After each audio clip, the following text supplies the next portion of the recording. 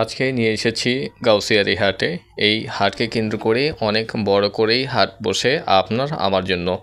যে যেখান থেকে দেখছেন এসেছেন আমার ভিডিওতে চোখেই পড়ে গিয়েছে, আপনাদের প্রত্যেককে স্বাগত জানাচ্ছি। গাউসিয়ার এই হাটে আসতে হলে আপনাকে গুনতে হবে অল্প কিছু টাকা। আপনি ঢাকা থেকে আসতে পারেন যে কোনো বাসে করে এই গাউসিয়ার হাটে। মূলত হাটের নাম হচ্ছে গোলাকান্দাইল।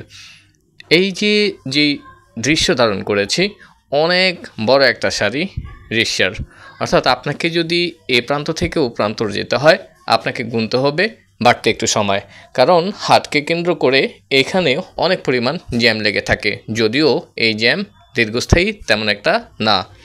ভিডিও করার সময় ভেবেছিলাম সামনে যাব, যেতে যেতেই আর পারি না, কারণ মোটামুটি কিছুটা জ্যাম ওখানেও ছিল। আমরা এই মুহূর্তে যেখানে আছি গোলাকান্দাইল হাটের ঠিক মাঝখানেই।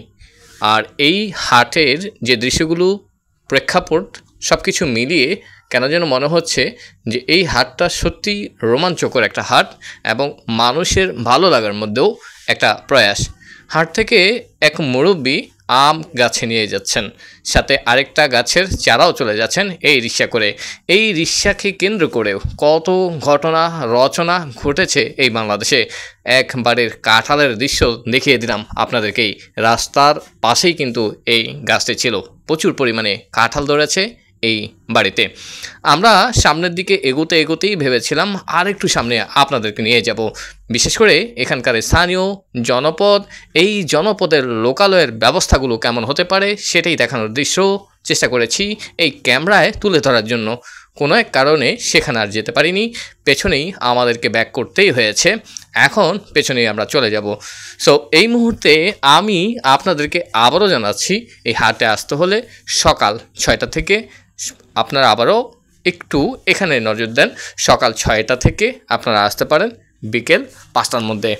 এই বিকেল 5টা-6টার মধ্যে এসেও আপনি হাট ধরতে পারবেন। তবে আমি আপনাদেরকে বলবো 10টা-11টার মধ্যে যদি আসতে পারেন তাহলে আপনাদের এই হাটটা সাফল্যমণ্ডিত হতে যাবে, কারণ এই 10টা, 11টার, 12টার মধ্যেই সবচেয়ে জমজমাট যে হাট সেটাই হয়ে থাকে। আপনি কি চাবেন সবই আছে, কি চাবেন সবই আছে। দৃশ্যটা দেখেন একবার, কত সুন্দর লাগছে।